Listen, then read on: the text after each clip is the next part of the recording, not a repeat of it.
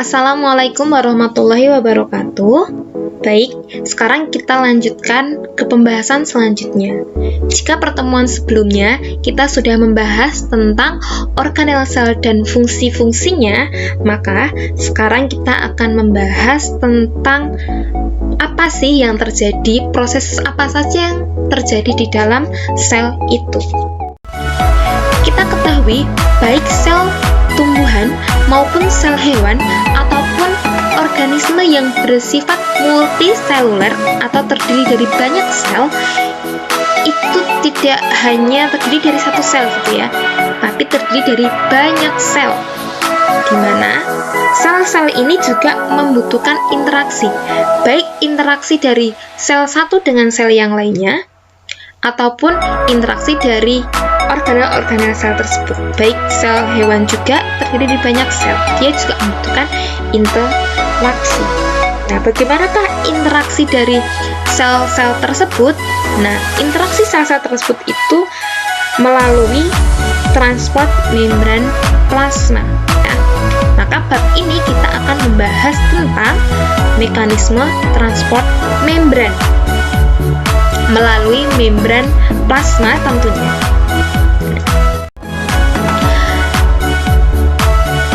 Transport membran itu dia dibagi menjadi dua.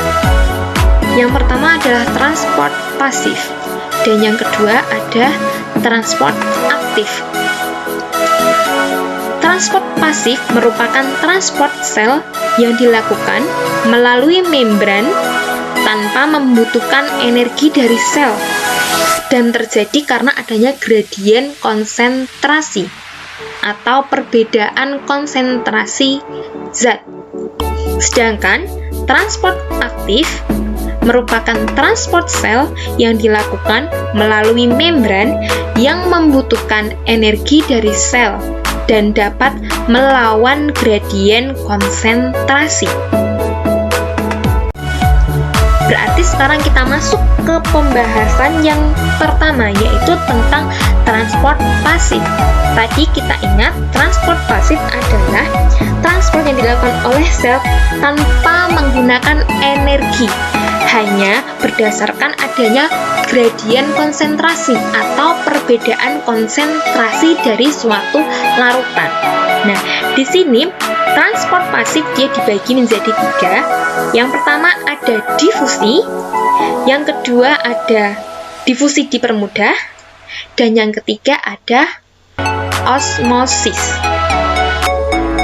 Nah, sekarang kita masuk ke pembahasan tentang osmosis. Apakah osmosis?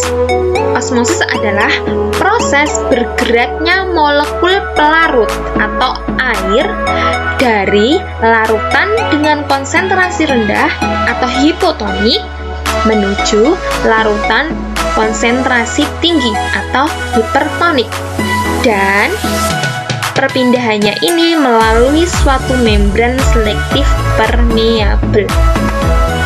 Kita bisa lihat ya, bedanya apa bedanya difusi dan apa bedanya dengan osmosis. Nah, ini difusi tadi yang berpindah adalah molekul terlarutnya atau zat-zat yang terlarut di dalam air itu, seperti gula, garam, atau mungkin ketika kamu membuat marimas atau susu, nah yang berpindah adalah molekul terlarut. Sedangkan osmosis yang berpindah adalah molekul pelarutnya. Nah, yang kedua,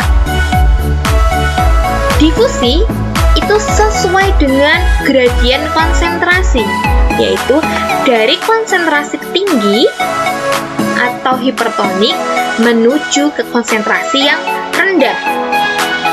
Sedangkan kalau osmosis, dia melawan gradien konsentrasi. Apa yang dimaksud dengan melawan gradien konsentrasi? Yaitu perpindahan zatnya dari konsentrasi yang rendah menuju konsentrasi yang tinggi. Itulah perbedaan difusi dan osmosis. Kemudian apalagi? Difusi itu bisa melewati membran atau tanpa membran. Sedangkan kalau osmosis itu melewati membran selektif permeabel. Contoh difusi yang tanpa membran adalah ketika kamu melarutkan gula atau garam langsung dalam air, atau ketika kamu membuat teh. Itu proses difusi. Sedangkan difusi yang terjadi di dalam sel kita itu terjadi melewati membran. Nah, untuk lebih memahami proses osmosis ini dan juga bisa memahami apa perbedaannya dengan proses difusi, perhatikan ilustrasi ini. Nah, di sini kita bisa lihat ya, ada dua buah larutan. Di sini terdapat membran. Nah, di sini adalah membran selektif permeabel. Nah, di sini adalah air dengan garam terlarut, salt molekulnya ini, garamnya. Sehingga di sini dia bersifat hipertonik. Sedangkan yang di sini dia hipotonik. Karena dia hipotonik, maka sesuai dengan konsep dari osmosis, airnya di sini berpindah ke hipertonik melewati membran semipermeabel. Agar apa? Agar konsentrasi yang ada di larutan sini itu sama dengan konsentrasi yang ada di sini. Seperti itu. Nah, ketika nanti di sini dia diberikan air banyak, maka akan gantian berpindah ke sebelahnya. Jadi intinya di sini adalah yang berpindah adalah airnya. Oleh karena itu disebut juga dengan proses difusi air.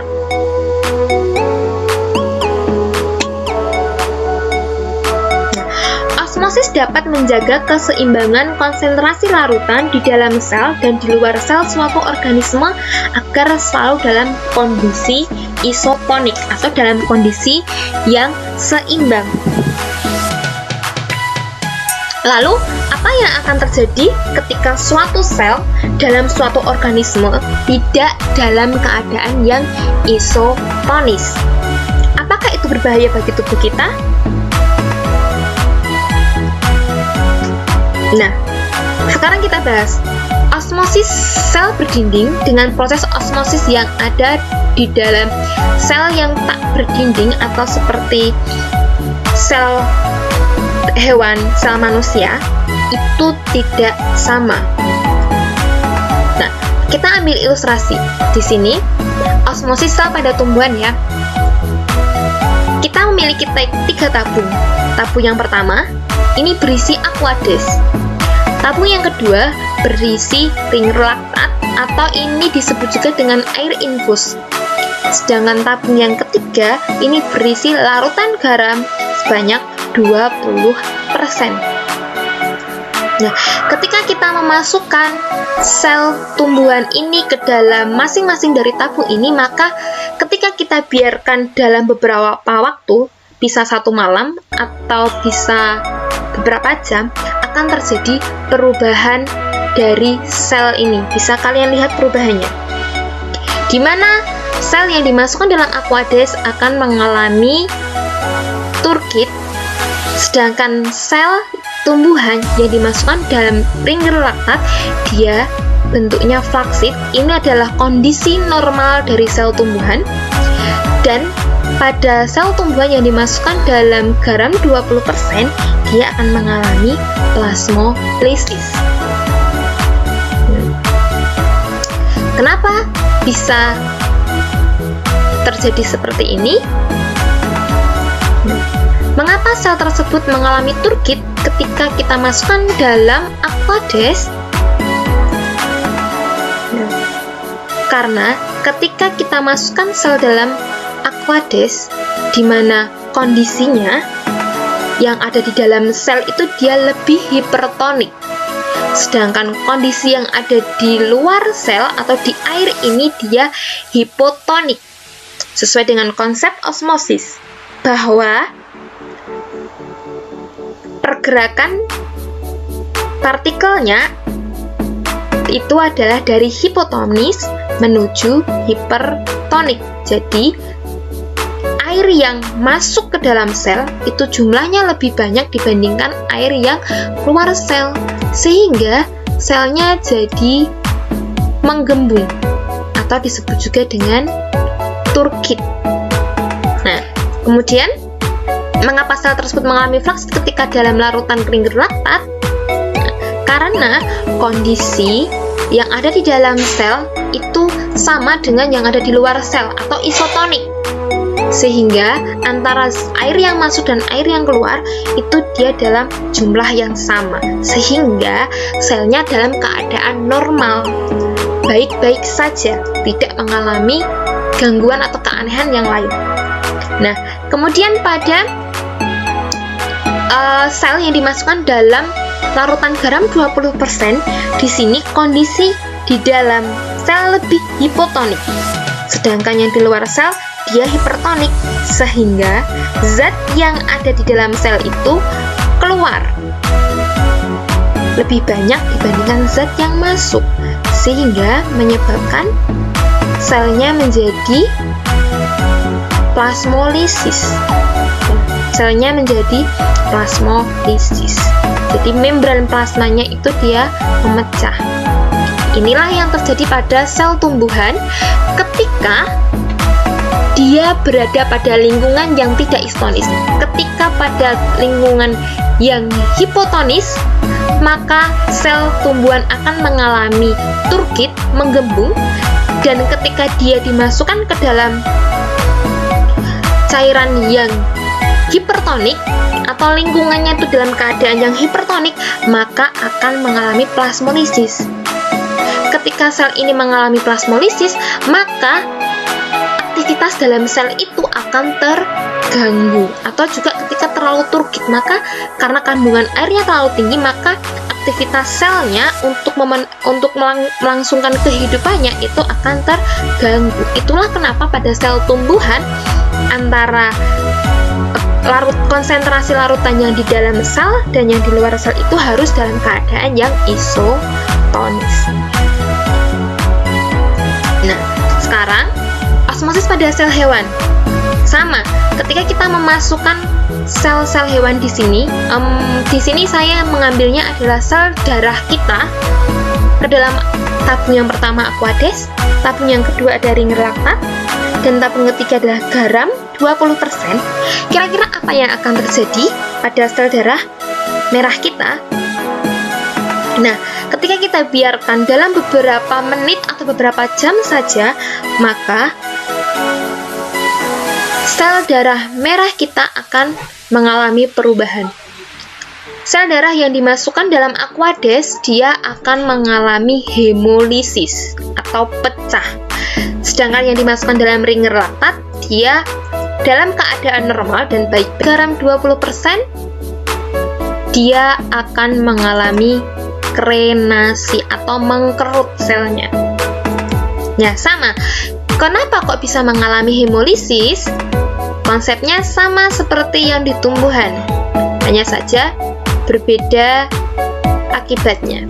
Di sini larutan yang ada di dalam sel darah merah kita bersifat hipertonik, dan ketika dimasukkan dalam Aquades, maka Aquadesnya itu bersifat hipotonik, sehingga airnya akan masuk ke dalam sel darah merah untuk menyeimbangkan, ya, untuk membuat antara larutan yang ada di dalam sel ini dan yang di lingkungannya itu isotonik. Akibatnya apa? Karena banyak air yang masuk dan sedikit yang keluar, maka sel itu menjadi pecah, lisis atau hemolisis, karena tidak mampu menampung air yang masuk ke dalam sel tersebut. Nah, kalau kita perhatikan, ini berbeda fenomenanya dengan sel tumbuhan. Kalau di sel tumbuhan, karena ada dinding sel yang melapisi membran plasma, maka dia perubahannya hanya akan berubah menjadi turgid. Tapi kalau di sel hewan atau sel darah merah kita, dia mengalami hemolisis karena tidak ada dinding sel yang membendung, ya, tidak ada dinding sel yang menahan, sehingga dia menjadi lisis. Nah, kemudian ketika eritrosit ini dimasukkan dalam Ringer laktat, dia tetap normal karena kondisinya isotonis, sehingga dia tetap normal, ya, karena zat yang masuk dan zat yang keluar dia seimbang, maka bentuknya jadi normal. Oleh karena itu, ketika tubuhmu itu dimasukkan infus, air yang laktat, kondisi sel darahmu, kondisi sel-sel dalam tubuhmu itu akan baik-baik saja karena dia bersifat isotonik. Nah, kemudian ketika larutan garam 20% dimasuki oleh eritrosit kita atau sel darah merah kita, maka akan jadi perubahan bentuk. Karena larutan garam ini bersifat hipertonik, sedangkan yang ada di dalam sel kita bersifat hipotonik. Nah, sehingga air yang ada di dalam sel darah kita akan banyak yang keluar. Hanya sedikit saja yang masuk ke dalam sel. Mengakibatkan apa? Selnya mengkerut atau disebut dengan krenasi. Seperti itu. Nah, dari ketiga ilustrasi ini dapat kita lihat juga kenapa toh kita itu harus menjaga agar larutan yang ada dalam sel kita dan lingkungan sekitarnya, lingkungan sel itu dia harus isotonis. Karena kita bisa lihat ketika sel darah kita itu lingkungannya mengalami berada dalam lingkungan yang hipotonis, maka sel itu akan pecah. Ketika sel darah kita banyak yang pecah, maka otomatis akan terganggu proses pengangkutan oksigen dalam tubuh kita dan itu akan mengganggu kehidupan kita. Begitu juga ketika kita terlalu banyak memasukkan cairan-cairan yang bersifat konsentrasinya lebih tinggi, maka akan membuat sel darah merah kita itu berkrenasi. Ketika bentuknya tidak normal, maka fungsi dari sel kita itu akan terganggu. Dan dari proses osmosis ini kita bisa melihat bagaimana Allah menciptakan tubuh kita itu dengan sebaik-baiknya. Bagaimana mekanisme yang Allah ciptakan untuk menjaga agar sel kita tetap beroperasi, dapat menjalankan kehidupannya, itu mekanisme sudah Allah atur dengan sedemikian rupanya.